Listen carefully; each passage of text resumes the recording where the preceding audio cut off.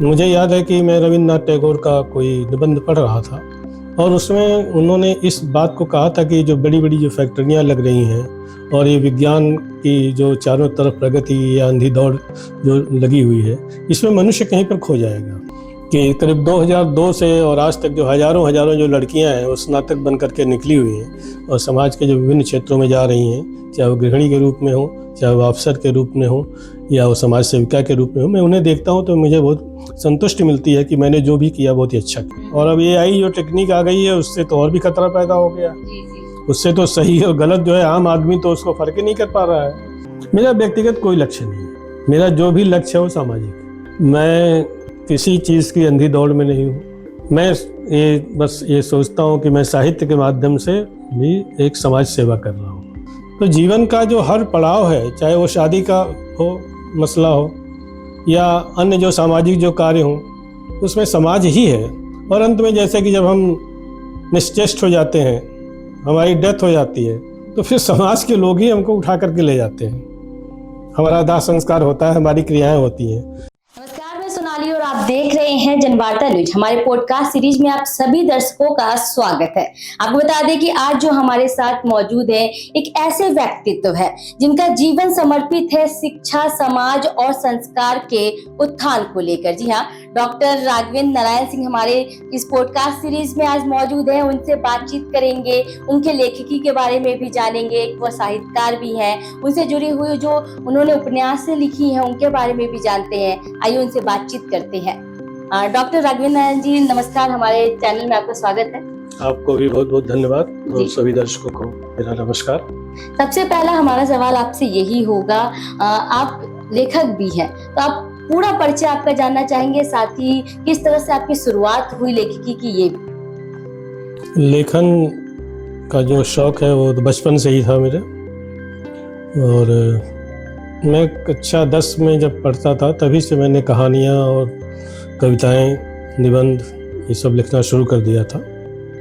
लेकिन ये जो शौक़ है बाद में जब मैं काशी हिंदू विश्वविद्यालय में स्नातक और स्नातकोत्तर जब उत्तीर्ण कर लिया, तब ये जो मेरा जो शौक़ है और भी बढ़ गया और फिर मैंने लेखन की दुनिया में कदम रखा। और अब तक मेरी 63 पुस्तकें प्रकाशित हो चुकी हैं, जिनमें 12 उपन्यास हैं, 8 कहानी संग्रह हैं, 20 कविता संग्रह हैं, निबंध की भी मेरी 1 दर्जन से अधिक पुस्तकें हैं। साथ ही मैं अंग्रेजी में भी लेखन करता हूँ और मेरे 6 कविता संग्रह इंग्लिश में भी आ चुके हैं। 1 उपन्यास शेड्स ऑफ डार्कनेस भी आया है।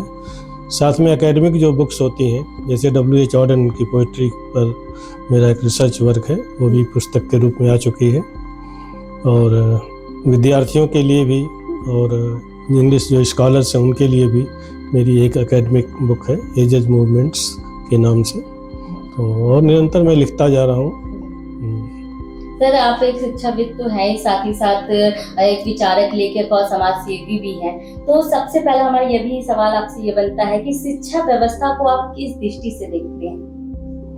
देखिए, शिक्षा जो है वो इंसान के लिए सबसे जरूरी चीज़ है। शिक्षा वह रत्न है जो यदि मनुष्य को नहीं मिलता है तो उसका जीवन बिल्कुल अंधकारमय होगा और एक तरह से उसको हम दरिद्र या कंगाल भी कह सकते हैं। शिक्षा से ही सब कुछ होना है, क्योंकि यदि हम समाज में भी देखें, एक शिक्षित व्यक्ति है, एक अशिक्षित व्यक्ति है, तो दोनों के आचार में, व्यवहार में और उसकी जो जीवन शैली है उसमें हमको अंतर स्पष्ट होता है। शिक्षा हमको राह दिखलाती है। शिक्षा हमें ये प्रेरित करती है कि हम किस तरह से सिर्फ अपने लिए नहीं बल्कि समाज के लिए भी अपने जीवन को उपयोगी बनाएं। सर, देखा गया है कि जो नई पीढ़ी है वो तकनीक में तो आगे है, पर लेकिन सामाजिक संवेदनाओं में कमी देखी जा रही है। आप क्या सोचते हैं? ये आपने बहुत ही अच्छा प्रश्न किया है और इसके बारे में हमारे जो चिंतक हैं उन्होंने बहुत पहले ही हमको आगाह कर दिया था। जैसे यदि आप रविन्द्रनाथ टैगोर को देखें, महात्मा गांधी को देखें, तो उन्होंने इस खतरे को देखा था। मुझे याद है कि मैं रविन्द्रनाथ टैगोर का कोई निबंध पढ़ रहा था और उसमें उन्होंने इस बात को कहा था कि जो बड़ी बड़ी जो फैक्ट्रियाँ लग रही हैं और ये विज्ञान की जो चारों तरफ प्रगति या अंधी दौड़ जो लगी हुई है, इसमें मनुष्य कहीं पर खो जाएगा, मनुष्यता नहीं रहेगी। तो आज हम देख रहे हैं कि व्यक्ति पढ़ लिख तो रहा है, उसको ज्ञान भी हो जा रहा है, अक्षर ज्ञान भी हो रहा है, लेकिन जो सामाजिक मूल्य हैं, जो सांस्कृतिक मूल्य हैं, वो उसके जीवन से नाराज होते जा रहे हैं। और इसका कारण ये आप देखिए कि पारिवारिक जो विघटन है, सामाजिक जो विघटन है, ये सब चीज़ें हमारे सामने आ रही हैं। जी सर, आप लंबे समय से समाज सेवा में भी जुड़े रहे हैं, तो आप समाज में सकारात्मक परिवर्तन के लिए सबसे जरूरी कदम क्या हो सकता है, क्या मानते हैं? समाज में परिवर्तन के लिए तो व्यक्ति में सबसे पहले एक सामाजिक चेतना होनी चाहिए, क्योंकि मनुष्य समाज के बिना एक पग भी आगे नहीं बढ़ सकता है। अब देखिए, जैसे कि हम जन्म लेते हैं तो हम कितने असहाय होते हैं, समाज ही हमारी परवरिश करता है, चाहे वो हमारे माता पिता हों, चाहे अन्य लोग हों। जैसे जैसे हम बढ़ते हैं, हम स्कूल जाते हैं, कॉलेज जाते हैं, तो वहाँ समाज ही तो होता है। ऐसा तो सब कुछ नहीं करता है ना, एक अध्यापक होता है, एक डॉक्टर होता है, या अन्य जो लोग होते हैं वो हमें सहायता करते हैं। तो जीवन का जो हर पड़ाव है, चाहे वो शादी का हो मसला हो या अन्य जो सामाजिक जो कार्य हों, उसमें समाज ही है। और अंत में जैसे कि जब हम निश्चेष्ट हो जाते हैं, हमारी डेथ हो जाती है, तो फिर समाज के लोग ही हमको उठा करके ले जाते हैं। हमारा दाह संस्कार होता है, हमारी क्रियाएं होती हैं, और फिर जो हम किए रहते हैं, यदि हमारी कुछ उपलब्धियां हैं, तो समाज ही तो उसका गुणगान करता है। तो आप समाज से बच करके तो जा ही नहीं सकते। यदि आप समाज से बचना चाहते हैं, तो जैसा कि अंग्रेजी के एक लेखक ने कहा था, बेकन ने कहा था, कि जो व्यक्ति सामाजिक नहीं है या अकेले में रहना चाहता है, या तो वो शैतान है या तो देवता है। और वो कुछ नहीं हो सकता है। सर, आगे ये भी सवाल है हमारा कि अगर आपने समाज के बारे में बात की है, तो राजनीति और समाज के रिश्ते को आप किस तरह से देखते हैं? समाज एक अलग चीज है और राजनीति एक अलग चीज है। राजनीति के माध्यम से समाज को गवर्न किया जाता है, क्योंकि समाज को चलाने के लिए एक अपैरेटस चाहिए, और वो अपैरेटस हमको राजनीति से मिलता है। तो राजनीति बिल्कुल अलग चीज़ है, समाज एक अलग चीज़ है, और दोनों का एक अंतर संबंध है, क्योंकि राजनीति भी अकेले नहीं हो सकती यदि समाज नहीं हो, और वो समाज जिसमें कि राजनीति नहीं हो, तो वो समाज भी हम समझते हैं कि वो फिर वो आदिवासियों का या और कोई समाज हो सकता है, जिसमें कि कोई व्यवस्था नहीं हो। तो सामाजिक व्यवस्था के लिए राजनीति बहुत ही आवश्यक है। समन्वय होना चाहिए। हाँ, समन्वय होना चाहिए। सर, अगर महिलाओं की भूमिका की बात की जाए तो आप हमेशा जोर देते हैं, आपने कॉलेज भी खोला है वाराणसी में, हरहुआ में, ऐसी जगह पे जहाँ कोई खोलने का सोच भी नहीं सकता है। सर, क्या कुछ सोच के, क्या प्रेरणा था? मेरे पिताजी भी एक शिक्षाविद थे, और वो भी उस जमाने में इंग्लिश MA और BEd थे, वो साहित्यकार भी थे। वो अब दुनिया में नहीं है, श्री चंद्रमा सिंह जी उनका नाम था। तो उन्होंने भी पहले टीचिंग से अपना करियर शुरू किया था, लेकिन 1970 में वो फैजाबाद में कॉलेज में प्राध्यापक थे। फिर वहाँ से उन्होंने त्यागपत्र दे दिया उस जमाने में। अच्छा। 70 में। कारण यही था कि वो ये सोच रहे थे कि हम अपने देश समाज के लिए, जहाँ पर हम पैदा हुए हैं, वहाँ के लिए विकसित करें, क्योंकि हमारे क्षेत्र में जो लड़कियां हैं उस समय कक्षा 7-8 से ऊपर नहीं पढ़ पाती थी। तो उन्होंने उस जमाने 1970 में उड़िया बाबा इंटरमीडिएट कॉलेज की स्थापना किया, और अपना पूरा जीवन मतलब लगा दिया, और अब करीब 8-10 इंस्टीट्यूशंस चल रहे हैं। तो उसमें राजेश्वरी महिला स्नातकोत्तर महाविद्यालय, जो कि हरहुआ में स्थापित है, मैं उसकी देखरेख कर रहा हूँ, उसका प्रबंध निदेशक हूँ, और उसके माध्यम से मैं जो स्त्री शिक्षा है, महिला शिक्षा है, उसका प्रचार प्रसार कर रहा हूँ। और मुझे बड़ी खुशी है कि करीब 2002 से और आज तक जो हजारों जो लड़कियां हैं वो स्नातक बन करके निकली हुई हैं, और समाज के जो विभिन्न क्षेत्रों में जा रही हैं, चाहे वो गृहिणी के रूप में हो, चाहे वो अफसर के रूप में हो, या वो समाज सेविका के रूप में हो। मैं उन्हें देखता हूँ तो मुझे बहुत संतुष्टि मिलती है कि मैंने जो भी किया बहुत ही अच्छा किया। जी सर, आपके कॉलेज से पढ़ी हुई जो लड़कियां हैं वो काफ़ी समाज में अलग अलग जगह पे पोस्टिंग भी हैं, तो अगर वो आते हैं सर आपसे मिलने के लिए, फिर आपको कैसा महसूस होता है? मैं उनको अपने परिवार का अंग मानता हूँ। मैं तो अक्सर जब कोई फंक्शन वगैरह होता है तो बच्चियों से बोलता हूँ कि देखो भगवान ने मुझको सिर्फ एक कन्या दी थी, लेकिन मैं तुम लोगों को देखता हूँ तो मुझे बड़ी खुशी होती है कि हमारे पास हजारों हजार कन्याएं हैं। तो मैंने कभी भी उन बच्चियों को अपने से अलग करके नहीं देखा, चाहे वो बहुत ही गरीब घर की हो या मध्यम वर्गीय हो या उच्च वर्गीय। मेरे लिए सभी लड़कियां समान हैं, सभी छात्राएं समान हैं, और वो अच्छा कर रही हैं तो मुझे बड़ी खुशी होती है। उतनी खुशी होती है जितना कि मेरी जो खुद कन्या है वो करे तो उतनी को खुशी नहीं होगी, उससे ज़्यादा खुशी होती है। परिवार जैसा आप मानते हैं? बिल्कुल परिवार, अपने बच्चे से। सर आगे भी चलते हैं और कुछ सवाल है वो भी आपसे जानते हैं। एक ये भी है सर कि आपका क्या विचार होगा शिक्षा और रोजगार के बीच खाई को कैसे पाटा जा सकता है? तो काफी देखा गया है शिक्षा और रोजगार को लेकर, और आपका भी कॉलेज है सर, काफी लोग बोलते हैं कि रोजगार को लेकर सवाल उठाते हैं, क्या कहेंगे सर? देखिए, जो शिक्षा है, एक तो प्रोफेशनल एजुकेशन होता है, वो बहुत ज़रूरी है, क्योंकि आदमी अंततः पढ़ लिख करके उसको रोजी रोटी की आवश्यकता पड़ती है।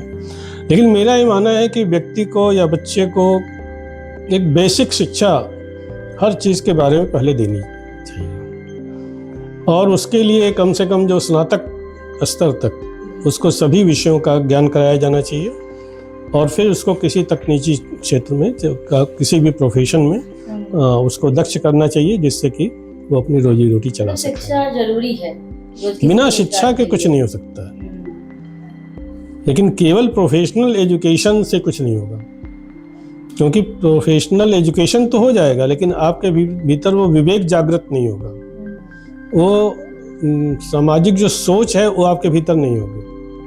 तो सामाजिक सोच भी होना बहुत ज़रूरी है, सांस्कृतिक सोच भी होना बहुत ज़रूरी है। इसके बाद हम लोग कोई काम करते हैं तो वो काम बहुत ही हम बेहतर ढंग से करेंगे, और ये मान करके करेंगे कि हम यह जो काम है देश के लिए कर रहे हैं, राष्ट्र के लिए कर रहे हैं, विश्व के लिए कर रहे हैं। सर आप एक साहित्यकार भी हैं, तो आपसे यह भी जानना चाहेंगे कि साहित्य और पत्रकारिता का समाज पर कैसा प्रभाव आप देखते हैं?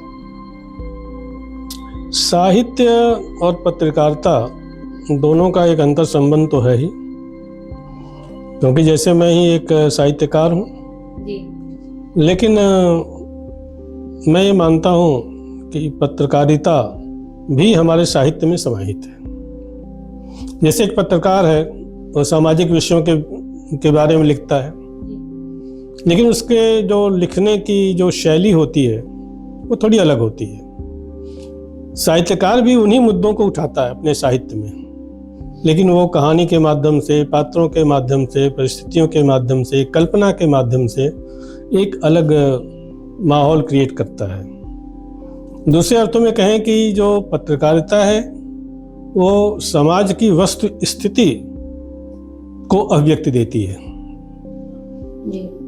लेकिन जो साहित्यकार है वो समाज की जो वस्तु स्थिति है उसको तो बतलाता ही है, लेकिन साथ में ही उसके साहित्य में एक मॉरलिटी होती है, एक नैतिकता होती है, और वो समाज को एक दिशा भी देना चाहता है, एक आदर्श प्रस्तुत करना चाहता है अपनी कहानी के माध्यम से, अपने पात्रों के माध्यम से। आगे बढ़ते हैं, और भी काफी सवाल है आपसे। यह भी जानना चाहेंगे आपसे कि आज का दौर सर सोशल मीडिया का है, तो देखा गया काफी सोशल मीडिया पे काफी लोग एक्टिव भी रहते हैं। आप उससे यह जानना चाहेंगे उपयोग इसका, और अगर बात की जाए दुरुपयोग को आप कैसे देखते हैं? हर चीज का उपयोग है, दुरुपयोग है। सोशल मीडिया का भी आप उपयोग कर सकते हैं, दुरुपयोग कर सकते हैं। हम लोग देखते हैं कि जो सोशल मीडिया पर है ऐसे ऐसे उसमें कंटेंट्स लोग डाल देते हैं जो कि किसी भी स्तर से वो सामाजिक मान्यताओं के अनुरूप नहीं हुआ करते हैं। लेकिन कुछ लोग हैं कि सोशल मीडिया का बहुत ही अच्छा उपयोग कर रहे हैं, वो उससे एक सामाजिक चेतना जागृत करने का प्रयास कर रहे हैं, अपनी जो चीज़ें हैं उसको लोगों के सम्मुख ला रहे हैं। तो देखा गया लगातार आप भी सोशल मीडिया पे एक्टिव रहते हैं, और आपसे जुड़ी जितनी भी आप उपन्यास लिखते हैं, कहानियां लिखते हैं, वो आप अपलोड करते रहते हैं, लोगों तक पहुंचता रहता है। हाँ, तो उसका एक कारण होता है कि भाई हम जो कुछ भी कर रहे हैं या हम जो कुछ भी सोच रहे हैं वो लोगों तक पहुंचे।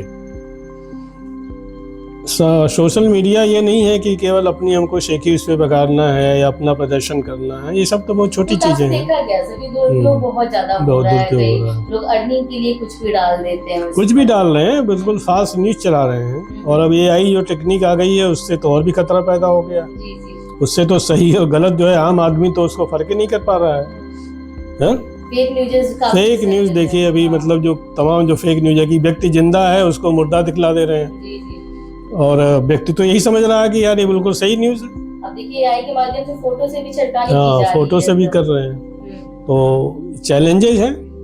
अब सरकार को चाहिए कि इन चैलेंजेस को टेकअप करे और देखे कि इसका दुरुपयोग नहीं हो। सर, आपने काफी उपन्यास भी लिखे हैं और कुछ उन उपन्यासों के बारे में भी जानना चाहेंगे। हमारे पास कुछ बुक्स भी हैं जो आपने इंग्लिश में भी लिखी हुई है, एंड ऑर्चिड फॉर लाइफ, इसके बारे में भी हम जानना चाहेंगे, आपके द्वारा है ये।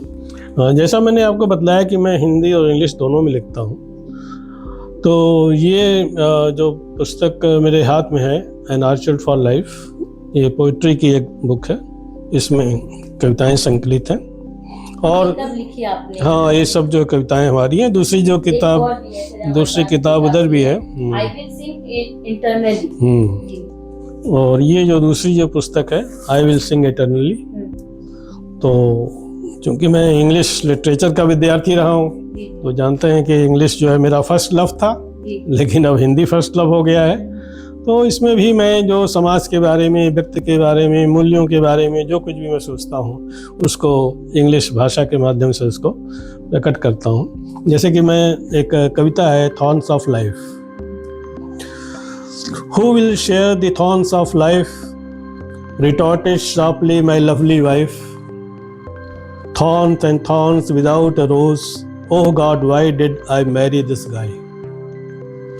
I was sad and contemplative, she was really very right. Since we were wedded together, she had seen no rays of delight. Who will cook and wash the clothes? Growled at me my lovely wife. Work and work without rest, oh God, why did I marry this guy? I was silent and sipped the tea. She was really more than right. Since we were wedded together, she had worked without respite. अब आप इस कविता में देखिए कि किस तरह से एक जो दाम्पत्य जीवन है और उसमें जो स्त्री की जो पीड़ा है उसको कोई व्यक्ति नहीं समझ पाता है। पुरुष आता है, पति है, वो घर में आता है और सोचता है कि हर चीज़ जो है वो बिल्कुल अपने एकदम परफेक्ट मिले। लेकिन इस कविता में आप देखिए कि एक रिदम तो है ही, लेकिन उस स्त्री की पीड़ा को अभिव्यक्ति दी गई है कि वो कह रही है कि जब से मैंने इस व्यक्ति से शादी की है मुझको एक क्षण भी फुर्सत का नहीं मिला। तो ये थॉर्न्स ऑफ लाइफ है, मतलब जीवन के कांटे। तो इस तरह से तमाम जो कविताएं हैं मैंने उसमें लिखी है और उसमें जो सोशल जो इश्यूज हैं, और एक मॉरलिटी का जो इशू है, इन सब चीज़ों को मैंने यहाँ पर दिया है। क्योंकि हम लोगों के पास समय कम है, इसलिए मैं बहुत ज़्यादा इन सब पर बात नहीं करूँगा। कभी इंग्लिश में आप अलग से कार्यक्रम कीजिएगा तो फिर इन सब विस्तार से बात होगी। एक और भी बुक है हमारे पास, यहाँ उपन्यास आपने लिखा हुआ है, इसके बारे में भी हम जानना चाहेंगे, आप हमारे दर्शकों को जरूर बताएं। ये उपन्यास है टेढ़ा चाँद। ये कब लिखी आपने? ये मेरा 11वां उपन्यास है। हाँ, और एक जी अभी तक मेरे 12 उपन्यास आ चुके हैं और ये 2024 का है और 2025 में एक और उपन्यास आया हुआ है जो कि क्या नाम होगा उस उपन्यास? वो है कैंची धाम के सहयात्री। उस पे लिखा है? हाँ, उस पे लिखा है। तो टेढ़ा चाँद जो उपन्यास है, और इसके पहले एक और उपन्यास होगा जो कि यहाँ पर शायद कहीं पर होगा, क्या उद्देश्य? वसंत की प्रतीक्षा में। जी, वसंत की प्रतीक्षा में। ये जो दोनों उपन्यास हैं, इन दोनों उपन्यासों में मैंने लव जिहाद के प्रश्न को उठाया है। और वो लव जिहाद जो कि समाज में जैसे प्रचलित है, मैं क्योंकि मैंने एक साहित्यिक दृष्टि से इस उपन्यास को लिखा है, तो मैंने उसको न तो हिंदू के पक्ष में लिखा है न तो मुसलमान के पक्ष में लिखा है।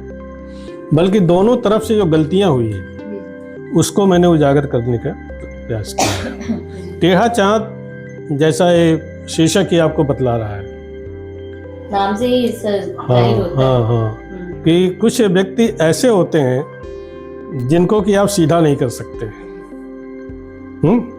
तो लव जो जिहादी होते हैं उनके साथ भी ऐसा है, वो टेढ़े चाँद के समान ही होते हैं। और वसंत की प्रतीक्षा में भी हम उस दौर की कल्पना करते हैं जिसमें कि समाज ये जो लव जिहाद का जो प्रश्न है इससे मुक्ति पा सके, चाहे वो हिंदू हो, चाहे मुसलमान हो, चाहे ईसाई हो, चाहे सिख हो, वो आदमी बन करके रहे। क्योंकि आज के दौर में ये देखा जा रहा है कि सब कुछ तो है लेकिन आदमियत ही खत्म हो गई है। तो यदि आप किसी को धोखे में रख करके मतलब मान लीजिए कि शादी कर रहे हैं, बाद में उसको पता चल रहा है, तो किस तरह से लोग दूसरों का जीवन बर्बाद कर दे रहे हैं। और इसी तरह से मान लीजिए कि कोई हिंदू है किसी मुसलमान से शादी कर ले रहा है, या कोई मुसलमान है हिंदू से शादी कर ले रहा है, तो एक पक्ष के लोग जो है वो पूरा उसके पीछे पड़ जा रहे हैं और उनकी जिंदगी बर्बाद कर दे रहे हैं।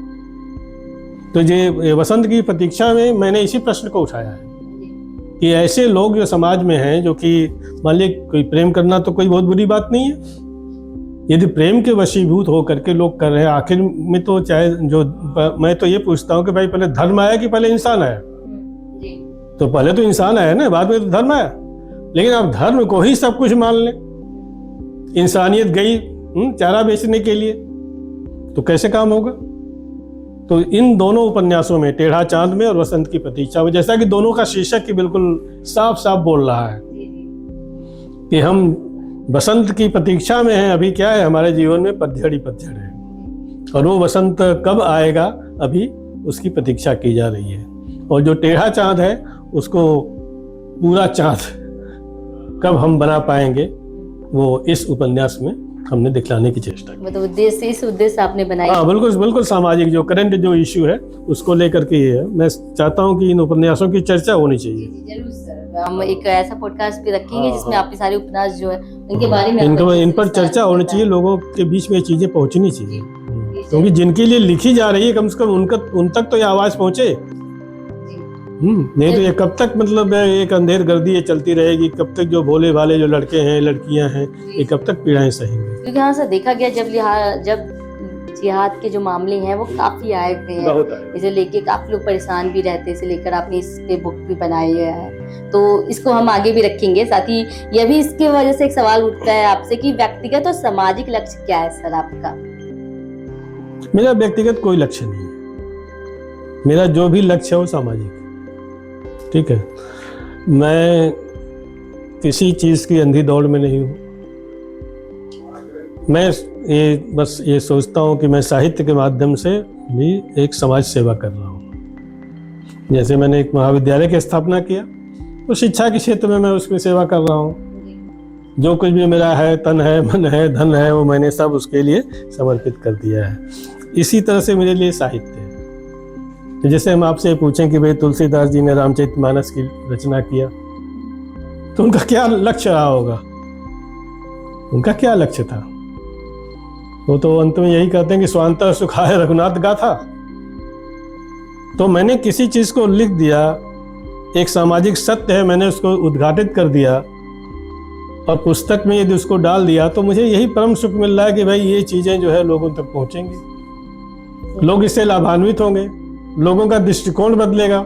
क्योंकि ये तो आप मानेंगे कि जो कहानियां हैं, उपन्यास है, जो साहित्य है, वो लोगों के दृष्टिकोण को परिवर्तित कर देता है यदि लोग उसको ठीक से पढ़ें, उसको करें।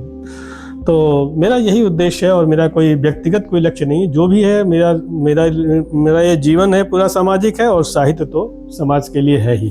सर आप एक अच्छे साहित्यकार भी हैं, काफी उपन्यास और कहानी भी आपने लिखा है सर। हमारे सामने भी कुछ और बुक्स भी पड़ी हुई हैं, इनमें से कोई एक बुक जो आपका फेवरेट हो सर? इसमें मेरी तो किताबें हैं, देखिए बहुत मैं थोड़ा बहुत मैं बात करूंगा। जैसे कि ये एक पुस्तक है, उपन्यास है, अंधेरा चुभता है। क्योंकि मेरे जो उपन्यास है उनका शीर्षक ही बहुत कुछ बोलता है। अभी अंधेरा क्या है? जो सामाजिक अज्ञानता है, समाज में जो लोग कुरीतियों में फंसे हुए हैं, वही अंधेरा है। अब इस उपन्यास की जैसे मैं बात करूं तो एक बहुत ही अच्छा है, बहुत ही संवेदनशील युवक है, बहुत ही पढ़ा लिखा युवक है, लेकिन उसका जीवन सिर्फ इसलिए नष्ट हो जाता है कि न तो उसके घर वाले और न तो बाहर वाले उसको समझ पाते हैं, और वो कहीं का नहीं रहता है। अंत में तो इस उपन्यास में वो एक कब्र है, उसके ऊपर जाकर के लेट जाता है। इसमें लिखी हुई है। हाँ, इसका जो अंतिम जो सीन है वही है, अंधेरा चुभता है। और इस उपन्यास के ऊपर तमाम वर्क भी हो रहा है कुछ। कब आपने ये उपन्यास हमको लगता है कि 3-4 साल तो हो गया होगा, इससे ज्यादा ही हो गया। 4 साल हो गए। एक मिनट, ये 2013 का है। 2013 में निकाला, काफी साल हो गए। इसी तरह ये देखिए उपन्यास है, ये जुर्म है। अब इसमें क्या था इसको? जुर्म जो है वो एक मनोवैज्ञानिक स्तर पर लिखा हुआ उपन्यास है, जिसमें कि एक जो स्त्री है वो अपने पति की हत्या कर देती है, लेकिन उसे ये नहीं मालूम होता है कि मैंने हत्या की है, और वो इस पीड़ा को पूरे उपन्यास में उसको झेलती है। और मैंने ये दिखलाया है कि क्या जो जिसे हम जुर्म कहते हैं, जैसे कि उसने हत्या कर दी वो एक जुर्म हो गया, तो क्या उसने उस व्यक्ति की या अपने पति की जो हत्या की, क्या वो वास्तव में जुर्म था? क्योंकि हमें अब उसके उस नजरिए से उसको देखना होगा कि उसने किन परिस्थितियों में, किस मनोस्थिति में, या वो मानसिक रूप से किस स्थिति में थी जिसमें कि उसने ये कार्य किया, और जिसके लिए कि वो बहुत ही, मतलब आप इसमें देखेंगे, उपन्यास पढ़ेंगे तो उसकी चीखें सुनाई देंगी, सब कुछ होगा। तो ये जुर्म मैंने दिखलाने की चेष्टा की। सर, आगे हमारे पॉडकास्ट में हम आप जो भी उपन्यास कहानियां है उसके बारे में भी हम दर्शकों ये देखिए आपका कुछ कहानियां कहानियों का है, बिल्कुल लेटेस्ट आया है उपन्यास की नायिका जी। तो इसमें भी ये इस बार 2025 में ही निकली। हाँ, ये 2025 में आई है। तो उद्देश्य क्या था इसमें? और ये जो कहानी संग्रह है, मैंने जो अस्तित्ववादी विचारक हैं अल्बर्ट कामू, उनको समर्पित किया है। इसमें विभिन्न विषयों के ऊपर कहानियां हैं, और जैसे कि मिट्टी है, शरणार्थी है, मुखौटा है, अजनबी हमसफर है, गुनहगार है, खूंटा है। कहानी इसमें बहुत अच्छी आई है, खूंटा, जिसमें कि जो रूढ़िवादिता है उसको दिखलाने की चेष्टा की गई है कि आप किसी व्यक्ति को कितनी सहायता कर रहे हैं, सब कुछ कर रहे हैं, लेकिन बाद में वो धार्मिक आधार पर वही आपका दुश्मन बन जाता है।